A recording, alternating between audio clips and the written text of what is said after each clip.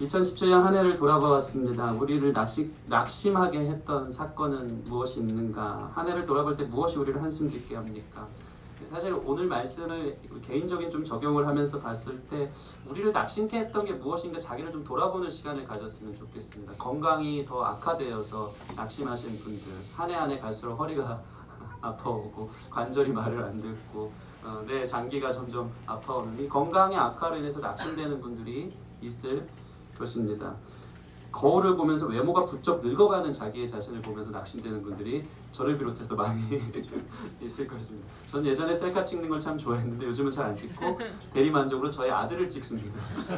제 사진을 찍기가 좀 그렇고 아들을 찍으면서 너는 나고 내가 너고 하는 이 마음으로 찍으면서 대리만족을 느끼는데, 많은 사람들이 거울 보면서 하루가 다르게 늙어간다 하는 이 자신의 외적인 모습으로 낙심하는 분들이 참 많이 있는 것 같습니다. 옆 사람 한번 보세요. 낙심하게 생겼나? 아무도 없는 줄 믿습니다. 셀카 열심히 찍으시기 바랍니다. 아름다운 당신입니다. 또 한 해 동안 원하는 계획들의 진전이 없어서 그냥 마비되어 있는 것처럼 삶의 브레이크가 걸리고 새로운 소망이 없어서 낙심하게 된 분들이 있지는 않나 또 생각해 보았습니다. 계속되는 경제 침체로 인해서 낙심케 되어진 일들이 있지 않나 생각해 보았습니다. 그런데 오늘 말씀을 보면 우리를 부럽게 하는 한 사람이 있습니다. 진짜 부럽죠. 왜 부럽습니까? 그는 이렇게 고백하고 있습니다. 16절 보면 그러므로 우리가 낙심하지 아니하노니. 부러우십니까?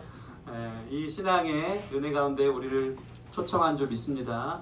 그래서 우리가 이 고백대로 우리도 낙심하지 않을 수 있다. 이 고백이 오늘 말씀의 결론이 되어졌으면 좋겠습니다. 이 바울 일행, 또 바울은 낙심하지 않는다고 합니다. 사실 이들의 상황은 성경을 보면 우리보다 더 비슷하거나 더 심각한 상황입니다. 16절 보면 우리의 겉사람은 낡아지나 라고 이야기하고 있습니다. 그들도 겉사람이 낡아지는 거예요. 나이를 먹고 몸이 쇠하여지고 외모가 점점 늙어가고, 특별히 이게 이 오늘 4장 말씀인데 5장으로 넘어가면 이 겉모습이 육체의 장막으로 확대되거든요. 우리의 육체적 장막도 날이 갈수록 낡아진다. 내 내적인 부분의 낡아짐과 동시에 우리의 상황과 환경과 조건이 계속해서 안 되어져 가는 듯한 낙심의 공격 가운데 지금 바울 사도가 있는데, 이들은 이러한 상황 속에서도 불구하고 우리의 겉사람은 낡아지나 우리의 속사람은 날로 새로워진다고 고백하면서 낙심하지 않는다고 이야기하고 있는 것입니다. 이 고린도후서는 바울 자신의 고달픈 삶을 회고하며 겪어온 고난과 역경의 고생담이 3번 정도 나옵니다. 이 사람이 얼마나 많이 고생을 한 사람이냐면 그의 처지가 매우 고통스러운 상태라는 것을 이 고린도후서 보면 우리는 잘 알 수 있습니다. 얘기는 안 해드리겠습니다. 숙제입니다. 한 해 동안 고린도후서를 통해서 묵상하기를 바랍니다. 복음을 전하다가 오늘 이 4장 말씀을 보면 사방으로 우겨싸움을 당하고 박해를 받아 심한 매를 맞고 환난을 겪은 상태에서 지금 바울 사도는 이 이야기를 성경 말씀을 쓰고 있는 것입니다. 그런데 바울 일행은 낙심하지 않는다는 것입니다. 왜 그렇습니까? 왜 낙심하지 않습니까?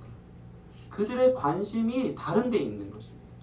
그들의 시선이 다른 데 있어요. 그들을 낙심케 하는 세상적인 어떠한 여건이나 조건, 내가 늙어가는 이런 외적인 조건에 그들의 시선이 있지 않았기 때문에 그들은 낙심하지 않았던 것입니다.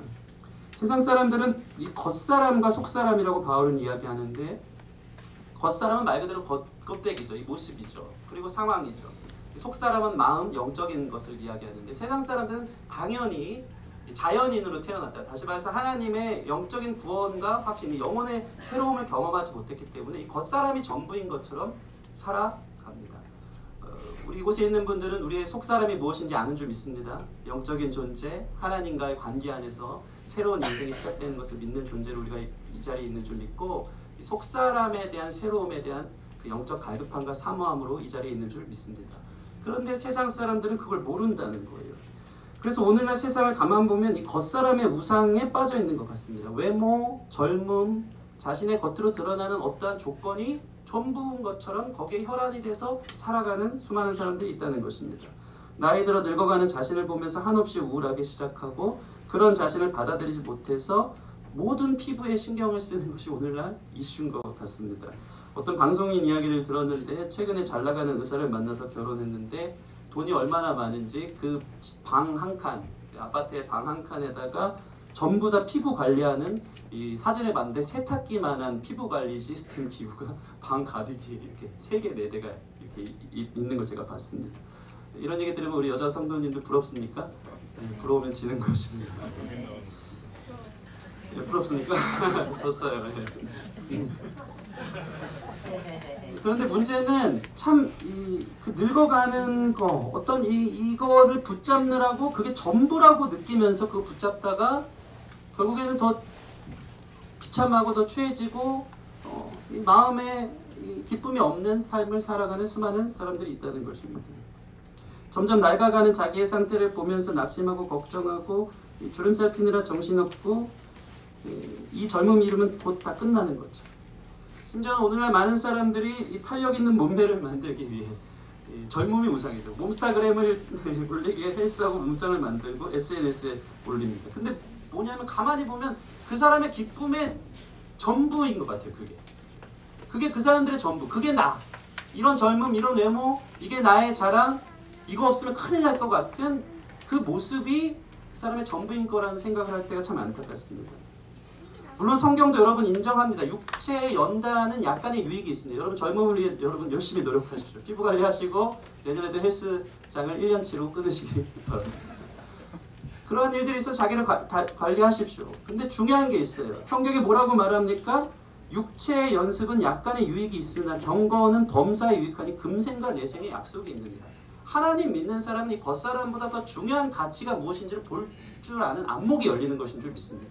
붙잡아도 붙잡을 수 없는 썩어져가는 우리의 인생에 초점을 맞추는 게 아니고 내 속사람이 날이 갈수록 새로워지며 생명 되신 하나님 앞에 가까이 올수록 그분을 만나기 위해 가까이 갈수록 우리의 영혼은 그분의 사랑으로 충만해져서 날이 갈수록 기쁨이 충만하고 주님 배울 날을 기다리는 이 속사람에게 관심을 갖는 것이 하나님의 사람들의 모습인 줄 믿습니다. 여러분 우리의 세월의 연수가 갈수록 우리는 하나님과 가까울 날이 다가오는 것입니다. 그분의 사랑 안에, 그분의 안아주심, 그분의 눈물 닦아주심 안에, 그분의 위로 안에 우리는 가까이 가기 때문에 우리의 겉사람은 후패해도 우리의 속사람이 주님 앞에 가까이 가는 것으로 인해서 만족함을 얻을 수 있는 저와 여러분들이 되었으면 좋겠습니다. 그래서 우리 성도님들 안에 이런 고백이 있어요. 난 늙어가는 게 좋다. 이 믿음의 고백을 할 수 있는 저와 여러분 되었으면 좋겠습니다. 아직 저는 감히 그 고백까지는 할 수 없는데 이 말씀을 통해서 그 고백을 할 수 있는 사람이 됐으면 좋겠어요. 늙어가는 게 참 뭐 아쉬움도 있지만 더 큰 은혜가 있다. 하나님을 더 알아가고 하나님을 닮아가고 하나님의 더 큰 은혜를 깨닫고 하는 그 모든 것들을 통해서 겉사람은 후패하지만 속사람이 새로워지니까 우리의 시선을 이미 지나갈 것, 영원하지 못할 것 같은 것에 두어서 낙심하지 말고 영원해지는 우리의 속사람 가운데 우리의 관심과 시선을 둘 때 우리의 영적인 부분들은 날마다 건강해지고 날마다 새롭고 날마다 하나님 보실 때 아름답게 빚어질 수 있을 줄 믿으시기 바랍니다. 아멘 소리가 작아서 처음부터 다시 속사람이 날마다 주님을 닮아가는 저 여러분 되었으면 좋겠습니다. 여러분 우리는 이 땅에서 영원히 살 사람이 아닙니다. 누구나 다 종말이 있습니다. 그것을 망각하고 사는 것 같아요. 그러다 보면 하나님 믿는 사람도 이 땅이 전부인 것처럼 너무 집착하고 심플하지 않게 살 때가 많아요. 하나님 믿는 사람은 이 땅을 여행처럼 심플하게 사는 사람이 되어졌으면 좋겠습니다. 고향을 갈 준비를 하는 거예요. 내가 영원히 거할 땅을 준비하는 거예요. 그게 속사람에 관심을 둔 사람의 모습인 줄 믿습니다. 여행 와서 집착하면서 이것저것 다 사가고 가서 못 쓰는 사람들이 더 많이 있는 것 같습니다. 여러분 믿음의 사람들이 너무 집착하고 이 땅의 것에 욕심을 갖고 그것으로 내 겉사람을 포장하는데 혈안에 대해서 살다 보면은 나중에 하나님께서 구원으로 인도하심에도 불구하고 세상에 가졌던 그 욕심, 그 정욕, 그 어떠한 세상이 주는 매력에 빠져서 하나님의 구원으로 인도하심에도 불구하고 뒤를 돌아본 롯의 아내와 같은 사람, 소금 기둥이 된 사람이 될 수 있는 거예요. 여러분 겉사람의 유혹에 발목 잡히지 않는 저와 여러분 됐으면 좋겠습니다. 세상 이야기하는 조건에 발목 잡히지 않는 저와 여러분 됐으면 좋겠습니다. 자유하십시오. 자유하십시오. 미련이 있어요. 너무 세상이 매력적이거든요. 그죠? 죄가 여러분 쓰고 안 좋고 그거 알면 누가 죄 짓겠습니까? 죄를 짓는 이유가 무엇이고 달콤하고 기쁘고 즐거움이 있어요. 그게 나의 삶을 파괴할지언정 거기에 혈안이 되고 거기에 빠져있는 사람은 자기가 거기에 종속되어 있음을 알면서도 빠져나오지 못할 만큼 그만큼 무서운 게 죄인 거예요. 너무 깊이 있게 거기에 어떤 세상적인 취미, 취향, 세상 놀이, 세상 매력에 너무 빠져있는 사람은 조심해야 돼. 하나님의 구원의 길로 인도해서 자꾸 뒤로 돌아. 이거 아쉽다. 이거는 꼭 갖고 가야 돼. 여러분 앞을 향해 표대를 향해 걸어갈 수 있는 저 여러분들이 되었으면 좋겠습니다. 그렇다면 여러분 속사람이 날로 새로워진다는 것은 구체적으로 무엇을 바울 사도는 말하고 있을까요? 그것은 바로 우리의 마음이 새로워지는 것입니다. 바울은 속사람의 새로움에 있어서 우리의 마음이 새로워져야 되는 건데 이 마음의 새로움이 무엇이냐면 율법이 아닌 예수 그리스도를 바라봄으로 우리의 마음이 새로워진다고 오늘 본문을 보면 잘 나와 있습니다. 이 고린도후서 3장에 전개되는 것이 오늘 그러므로 이어지면서 나오는데 우리 고린도후서 3장 13절부터 18절 사실 송구영신 예배 때 이렇게 막 본문 읽어가면서 하면은 참 쉽지 않을 것 같은데 그럼에도 불구하고 마음 주셔서 집중해서 여러분 보시기 바랍니다. 우리 13절에서 18절 말씀 우리 한 목소리로 읽겠습니다. 시작. 우리는 모세가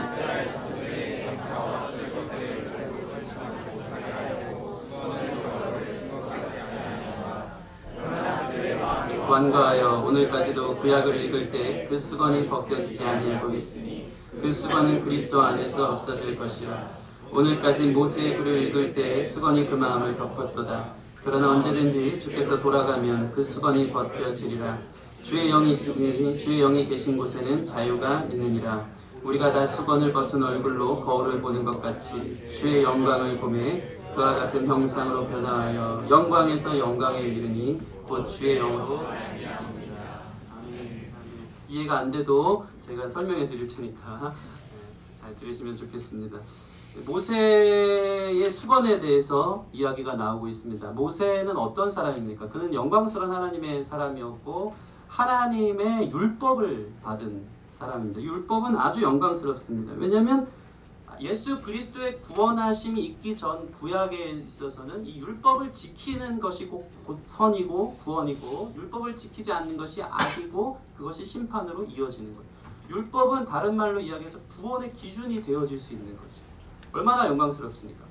이 모세가 시내산에 올라가서 기도하고 내려왔을 때 이 영광이 얼마나 율법의 영광이 얼마나 크냐면 이 얼굴이 광채가 날 만큼 그것이 보여져서 수건으로 가리지 않으면 다른 사람이 눈부셔서 볼 수 없을 만큼 하나님께서 모세에게 율법을 주면서 마치 하나님의 거룩한 기준의 잣대를 부여해주는 판사의 영광 같은 것, 판사의 영광이 모세에게 주어졌던 것입니다. 그런데 오늘 말씀을 보면은 13절을 보면 저희가 읽은 13절을 보면 장차 없어질 것을 주목하지 못하게 하려고 수건으로 모세의 얼굴을 가렸다고 이야기해요. 그러니까 장차 율법이 없어진다는 거예요. 이 모세가 율법을 가져왔는데 이 율법은 어디서 없어집니까? 예수 그리스도가 오심으로 율법을 완성하셔서 율법이 예수 그리스도의 은혜의 복음으로 완전히 새롭게 뒤바꿈되었다는 사실을 저 여러분들이 아는 줄 믿습니다. 여기부터 어려워하는 모습들이 보이지만 끝까지 털어내도록 하겠습니다. 이 율법의 영광은 장차 올 복음의 영광에서 없어질 영광이에요.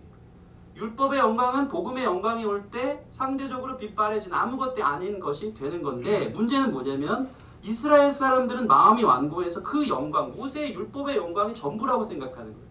예수님이 오셔서 우리를 구원해 주시기 위해서 값없이 너희를 구원했고 이것을 믿는 자들마다 영생을 얻을 것이라고 얘기했지만 이들은 전통적으로 그들의 어떤 문화적으로 율법을 지키고 안 지키고가 전부였기 때문에 율법을 잘 지켜서 자기 공로가 있고 내가 율법을 잘 지킴을 통해서 교만하여지고 뭔가 이렇게 다른 사람을 비판할 수도 있고 하는 이 율법에 속해 있어서 예수님이 구원자고 메시아로 왔음에도 불구하고 여전히 그 수건의 영광, 모세의 영광 가운데 베일이 가려져서 주님을 맞이하지 않은 모습들이 이스라엘 사람들, 유대인들의 사람이라는 것을 바울 사도는 이야기하고 있는 것입니다. 그래서 15절 말씀 보면 그들의 마음이 완고하여 그 수건은 그리스도 안에서 없어질 것인데 그것을 계속 쥐고 있는 사람들의 모습을 보는 것입니다. 그들은 여전히 예수님을 그들의 구원자 메시아로 여기지 않고 율법에 가리워져서 율법의 기준 속에서 율법 잘 지키면 구원, 못 지키면 심판받는 이 이분법 속에서 지금도 살아가고 있는 것입니다. 그런데 한번 생각해 보겠습니다. 여러분, 모든 인류 중에 이 율법을 완전히 지킬 수 있는 사람이 있을까요? 없을까요? 없습니다. 감사합니다. 네. 지키도록 노력하시기 바랍니다. 아무도 없습니다. 아무도 없어요.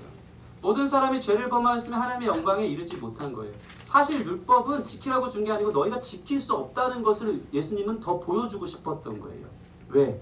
오직 은혜로 구원받는 사실을 보여주고 싶어서 율법이라는 걸 주신 거예요. 예수님이 오셔서 율법을 더 확대해서 더 촘촘하게 만들지 않습니까? 형제를 향해 미워하는 마음을 가진 자마다 이미 뭐한 자라고요? 살인한 자. 그럼 다 살인한 사람 되는 거예요. 미워하지 않는 사람이 없거든요. 여자를 보고 음욕을 품은 사람들마다 이미 다 가늠했다. 예수님이 그렇게 만들면서 누구도 율법을 지킬 수 없다.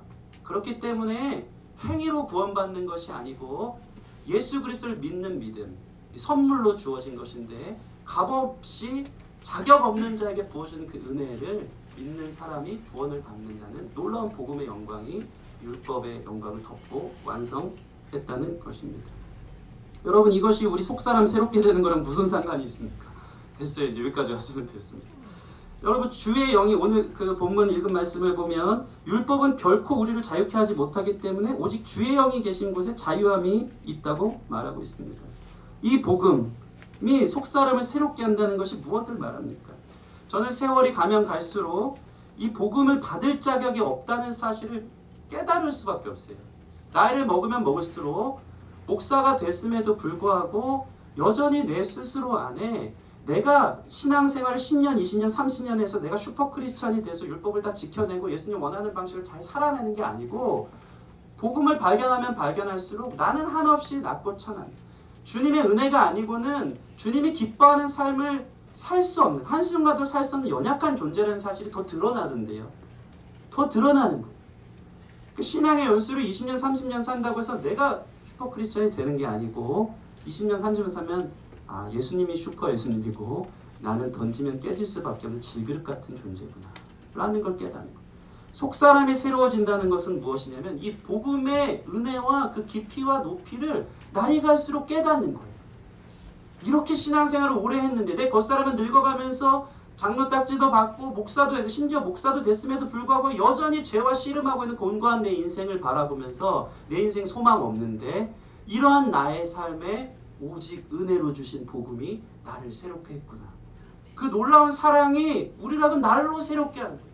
우리가 날이 갈수록 우리의 죄가 더욱 드러나고 율법의 빛이 비춰질수록 이 신앙생활을 오래 하면요. 예전에는 죄라고 생각하지 않았던 것도 더 죄로 드러나거든요.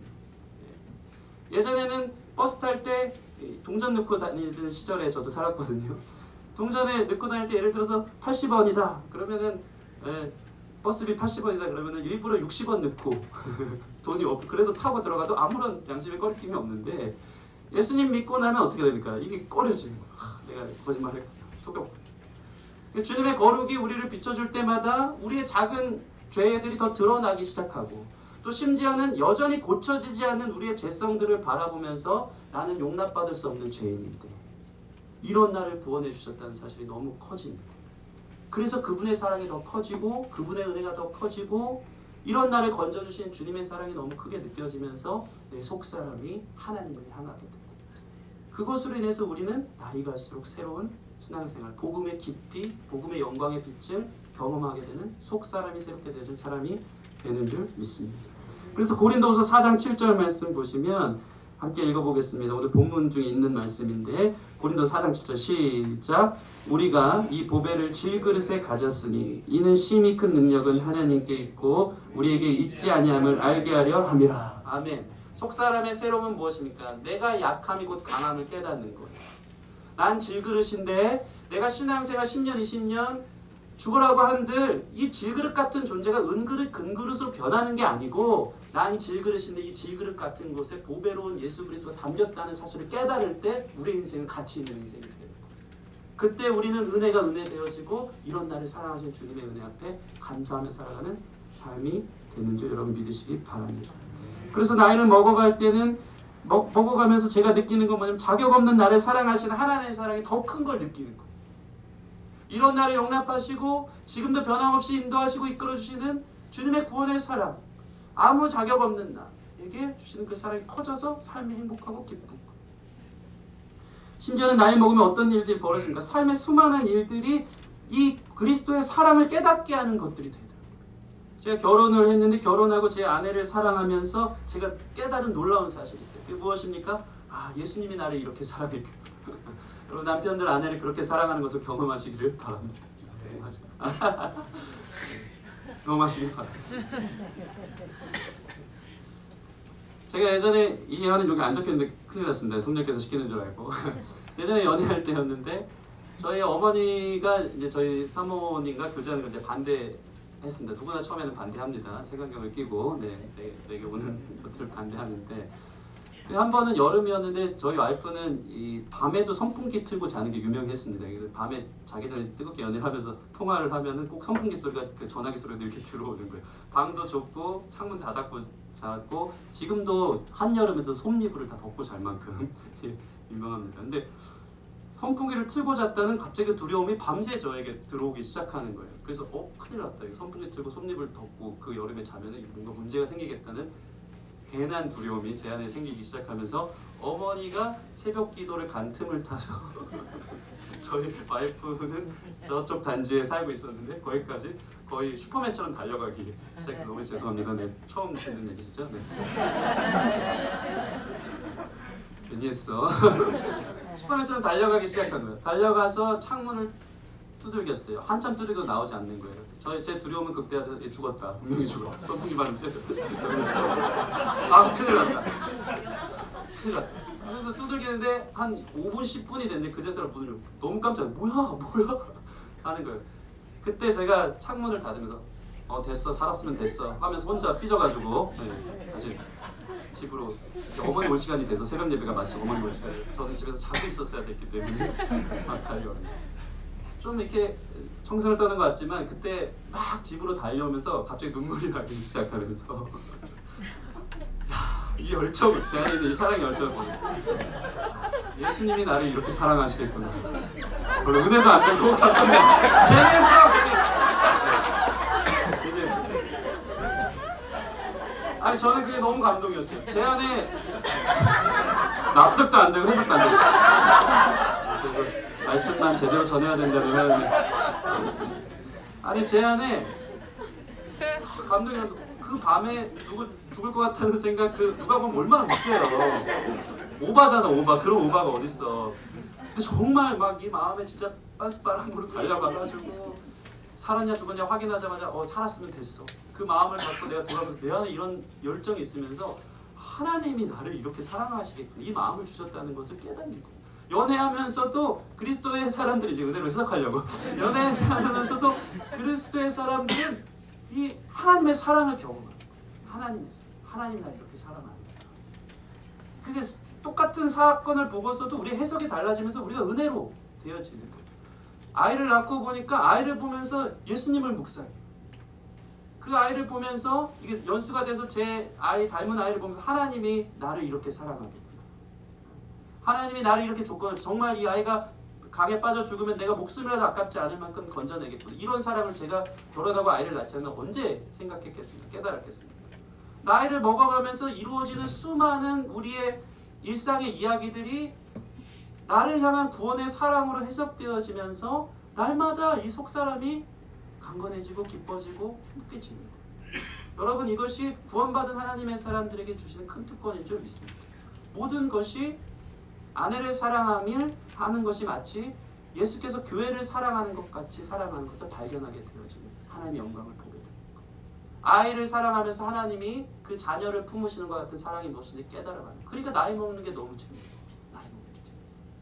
그러면서 우리의 속사람, 겉사람은 후패하나 속사람 날로 새로움을 경험한다는 것입니다. 이러한 영원한 영광, 이러한 속사람의 내적 확신 가운데 저와 여러분들의 눈이 떠지기를 소원합니다.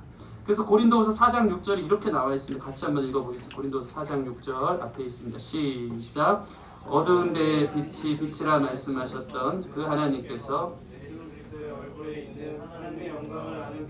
우리 마음에 비추셨느니라. 아멘. 아멘. 겉사람이 전부인 줄 알았던 우리의 어두운 인생 속에 이게 얼마나 멋있습니까? 어두운 데서 빛이 빛이라 말씀하셨던, 할렐루야.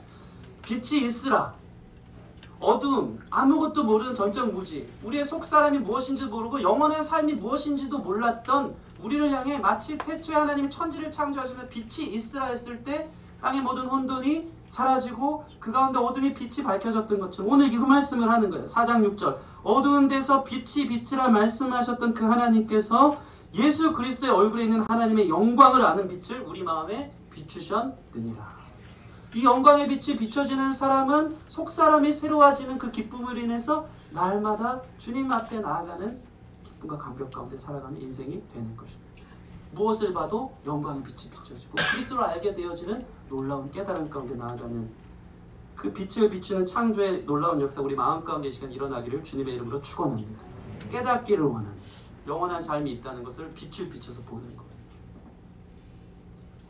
이러한 주님, 이러한 우리의 마음의 눈을 뜨게 해달라고 여러분 예배 때마다 기도할 수 있는 저와 여러분 됐으면 좋겠습니다. 내 눈이 뜨여서 우리를 어디에서 건지셨는지, 그리고 그분의 사랑의 능력을 알고 이런 우리가 영원한 영광의 기업을 상속할 자라는 것, 하나님의 자녀가 되었다는 그 풍성한 은혜를 발견하는 눈이 떠질 때 우리는 겉사람이 되어지지 않는 것 때문에 낙심하는 것이 아니라 우리의 겉사람은 낡아지나 우리의 속사람이 날로 새로움을 경험하는 놀라운 은혜가 있게 되는 줄 믿으시기 바랍니다. 그래서 새해가 나이를 먹을수록 갈수록 또 한 해가 가는구나, 나이를 더 먹었구나, 이게 아니고 우리의 속사람이 더 새로워지고 하나님께 가까이 나아가니까 기쁘구나 하는 그 넉넉한 이 마음으로부터 오는 샘솟는 기쁨이 저 여러분 가운데 있기를 바랍니다. 그래서 오늘 바울 일행은요 놀라운 도전으로 나아가고 있습니다. 이들은 우리는 이 겉사람의 유익을 위해서도 살고 금생과 내생의 유익을 위한 경건을 위해서도 사는 게 멋있는 규정이라고 생각하는데 바울은 한 발자국 더 나갑니다. 어떻게 나갑니까? 일부러 자신들의 겉사람의 낡아짐이 그리스도의 영광이 되게끔 하려고 자기의 몸을 불태워서 하나님 영광에 살아가는 데까지 나아가는 거예요. 겉사람 관리하는 수준이 아니고 겉사람을 불태우듯이 이 복음으로의 핍박을 당하는 한이 있어도 이 환난에 경한 것이 영광에 중한 것으로 이어가기 때문에 자기의 겉사람을 완전히 하나님께 올려드리는 모습이 이 바울 사도의 모습 가운데 나타나는 것을 볼 수 있습니다. 우리 17절 같이 한번 읽겠습니다. 4장 10절 시작. 우리가 잠시 받는 환난에 경한 것이 이 지극히 크고 영원한 영광에 중한 것을 위하여 우리에게 이르게 하느니. 아멘. 이들은 일부러 겉사람이 어차피 낡아질 것을 이 몸을 그리스도의 영광을 위해 이제 완전히 드려지고 환난을 당하고 핍박을 당하고 복음 때문에 돌에 맞고 여러 번 내쫓김을 당하는 한이 있어도 어차피 죽으면 썩어 없어질 몸뚱이. 저희 어머니가 늘 하시던 말씀이거든요. 네. 막 늦잠을 자고 있으면 저를 발로 한 대 찾으면 야 죽으면 어차피 썩어 없어질 몸뚱이 왜 이렇게 아끼냐고 하면서 빨리 일어나라고 일하라고 막 이러는데 저는 그게 진리예요. 진리. 뭐 그렇게 아끼는지 모르겠어. 어차피 죽으면 썩어 없어질 몸뚱이인데 이 몸뚱이를 바울 사도는 하나님의 영광으로 불태우는 데까지 드리는 거예요. 이게 멋있는 속사람의 모습인 것을 여러분 믿으시기 바랍니다. 이 땅의 것은 어차피 지나갈 것 하나님께 좀 올려드리고 싶은 거야. 이 몸도. 그래도 마저도 하나님께 영광, 환난이 와도 하나님께 영광, 이것이 오히려 영광에 중한 것으로 하나님의 상급을 받고 하나님의 칭찬을 받을 수 있는 내 몸이 되어지기 때문에 주께 드려지는 데까지 나아가는 거예요. 여러분, 저와 여러분의 삶은 무엇 때문에 위축되어져 있습니까? 우리 몸이 제대로 더 성공하지 못하고 더 온전하게 보존되지 못할 것 같은 두려움, 건강을 잃을 것 같은 두려움, 여러 가지 상황들 속에서 다가올 것 같은 수많은 두려움이 우리의 삶을 믿음으로 액션하지 못하게 할 때가 참 많이 있는 것 같아요. 여러분, 우리의 몸 때문에 그거 아끼면서 그렇게 보는 사람이 아니라 이 몸을 하나님 앞에 드릴 수 있는 멋있는 하나님의 사람들이 새해에는 되어지기를 소원합니다. 그래서 바울 일행은 18절을 이렇게 정리합니다. 18절 같이 한번 읽겠습니다. 시작. 우리가 주목하는 것은 보이는 것이 아니요 보이지 않는 것이니 보이는 것은 잠깐이요 보이지 않는 것은 영원하니라. 여러분, 영원한 것에 주목하시기 바랍니다. 보이지 않는 영원한 삶을 위해 보이는 영원한 삶을 버리는 것. 그렇게 우리의 삶을 드릴 때 우리의 한 해 한 해는 상황과 환경에 매이지 않고 날마다 새로워지는 은혜를 경험하게 될 줄 믿습니다. 예수님을 전하다 환난과 공고에 처한 바울 일행은 환난 가운데 있으나 그 영광을 주목하여서 그 환난을 회피하지 않고 환난에 경한 것이 오히려 영광에 중한 것을 이루게 하기에 기꺼이 스스로의 몸을 그 자유를 복음의 종이 되는 기회로 던졌다는 사실이 이 말씀 가운데 나타나는 것입니다. 이러한 영광을 위해 우리의 삶을 던질 수 있는 새해가 되어지기를 소원합니다. 우리 옆 사람 보면서 당신의 몸을 하나님께 드리길 바랍니다. 네. 여러분, 이 땅에서 우리가 사는 이 육신은 이 복음을 위해 살다가 겪는 어쩌면 당하는 육체의 고통은 잠깐입니다. 잠깐입니다.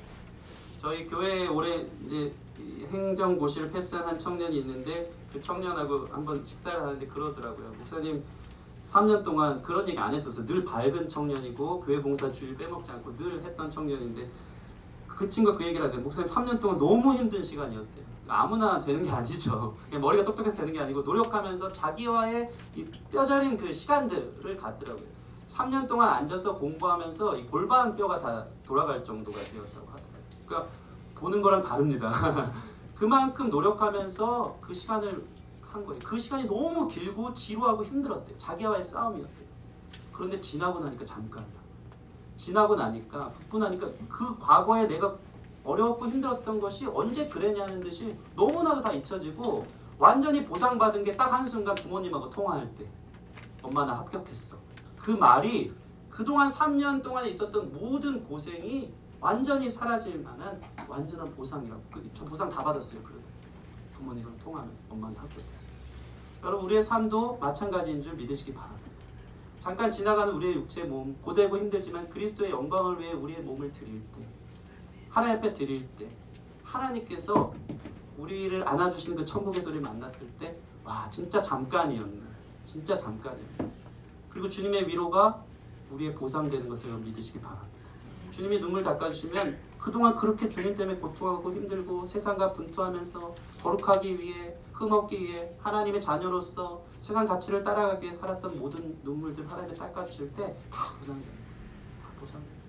그러한 은혜가 저와 여러분 가운데 있기를 소원합니다. 여러분, 예수님 따르는 것이 희생이라고 생각하는 분들 계실 거예요. 의무고 고통입니까? 그렇지 않습니다. 기쁨인 줄 믿습니다. 내 것을 다 내려놓는 것이 희생입니까? 아닙니다. 더 큰 기쁨을 소유하기 위한 지혜인 줄 믿습니다. 사도 바울은 환난의 경우 내 몸을 아끼지 않고 불태워 드릴 수 있었던 것은 더 영광에 중한 것을 받기 때문입니다. 영원한 하나님 나라의 상급을 받기 때문에 지혜로운 행동이었던 거예요. 그게 손해가 아니고 의무가 아니고 희생이 아니었던 자신에게 기쁨이 되어지는 일이었기 때문에 기꺼이 자기의 삶을 던질 수 있었던 사람이 된 것입니다. 저 여러분들의 눈이 떠져서 이러한 믿음에 이르기를 소원합니다. 사탕을 들고 있는 아이에게 장난감 로봇을 사주면 뒤도 안 들어보고 사탕을 내려놓고 장난감 끌어안는 거예요. 우리의 영광에 중요한 것은 이와 같은 줄 믿습니다. 하나님 영원한 것, 영원한 가치, 영원한 소망, 영원한 기업, 영원한 은혜, 영원한 위로, 그것이 우리 가운데 있기 때문에 세상의 것은 내려두고 하나님의 영광을 잡을 수 있는 지혜가 새해에는 있기를 원합니다. 말씀을 마칩니다. 여러분, 사실 우리의 속사람을 새롭게 하면 이게 말씀의 결론에서 또 은혜가 될 수 있는데 겉사람도 예뻐지는 줄 믿으시기 바랍니다. 사람의 얼굴이라고 하죠. 얼굴, 얼의 굴, 영혼을 보는 이것이 얼굴인데 속사람이 기쁘고 평안하고 소망이 있으면 얼굴이 빛납니다. 저와 여러분의 새해에는 얼굴이 빛나는 인생이 되어졌으면 좋겠습니다. 세상 것을 잡으려고 하는 사람들은요, 이 욕심과 이 심술보로 이렇게 얼굴이 되는 것 같아요. 근데 그리스도 안에서 힘들고 어려운 삶을 살지만 늘 주어주는 평안과 기쁨, 영원한 영광을 바라보는 사람은 인상이 달라져요. 얼굴이 환하고 그 기쁨을 바라보는 소망의 얼굴로 얼굴이 빛이 나는 것을 믿으시기 바랍니다. 기도하면 예뻐지고 은혜 받으면 예뻐지고 하늘 영광 소망 바라보면 예뻐지는 줄 믿습니다. 우리 그러면 옆 사람 보면서 내년에 더 예뻐지시기 바랍니다. 형제님들 계시니까 내년에 더 멋있어지시길 바랍니다. 여러분, 진짜 우리가 언제 가장 예쁘고 멋있냐면 우리가 하나님을 예배할 때가 가장 아름답고 멋있는 줄 믿습니다. 하나님 안에 속했을 때 여러분의 인상이 완전히 달라졌으면 좋겠어요. 이게 그냥 좋은 얘기가 아니고 좋으라고 하는 얘기가 아니고요. 스테반이라는 사람 있죠. 초대교회에 순교당했던 그분은요, 죽기 전에 하늘의 영광을 보기 시작하니까 그 얼굴이 천사같이 빛난다고 했어요. 그 고통의 돌을 맞아 죽는 상황 속에서 그 얼굴이 천사같이 빛난다. 여러분의 삶에 이것을 경험하길 바랍니다. 죽어가고 힘들어가는 상황인데 얼굴이 천사같이 빛난다. 우리의 노년에 주님을 만날 때에 죽고 있는 그 현장 속에서도 웃으면서 주님을 맞이할 수 있는 그 멋있는 은혜가 저 여러분 가운데 있기를 바랍니다. 그 환한 얼굴을 보면서 거기에서 사도 바울도 돌아오고 수많은 사람들이 그 얼굴의 빛을 보면서 세상의 영광이 아닌 하늘의 영광이 도대체 무엇인가에 대해서 궁금해하면서 관심을 갖기 시작할 거예요. 여러분의 얼굴이 하나님의 얼굴인 줄 믿습니다. 여러분의 얼굴을 통해 하나님의 영광이 나타나길 바랍니다. 그 영원한 영광을 보여줄 수 있는 저 여러분들이 되었으면 좋겠습니다. 저와 여러분이 예수님 안에서 속사람이 날마다 새로워지길 바랍니다. 우리의 겉사람은 날마다 낡아지고 늙어지지만 우리의 내적 평안과 확신, 주님의 사랑이 우리 안에서 밝게 피어올라 영원한 삶을 향한 매일을 살아가는 저와 여러분들이 되기를, 그러한 새해가 되기를 주님의 이름으로 축원합니다. 이 시간 같이 찬양하고 기도하는 시간 가졌으면 좋겠습니다. 우리 주님 다시 오실 때까지 새해는 하나님 겉사람에 매여가지고 그거 붙들려고 늘 낙심하고 잡지도 못하는 신기루 같은 거 따라가는 건 아니고 영원한 영광 바라보며 내 몸을 주께 드리는 새해가 될 수 있도록, 우리 속사람이 강건해진 우리의 날이 될 수 있도록 그런 마음으로 찬양하며 기도했으면 좋겠습니다. 함께 찬양하겠습니다.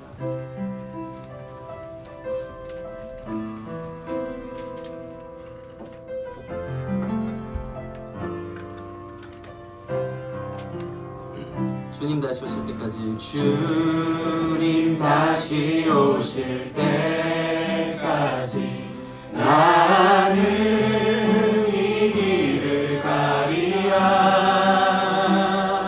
좁은 문 좁은 길 나의 십자가 지고 나의 가는 이 길 끝에서 나는 주님을 보리라.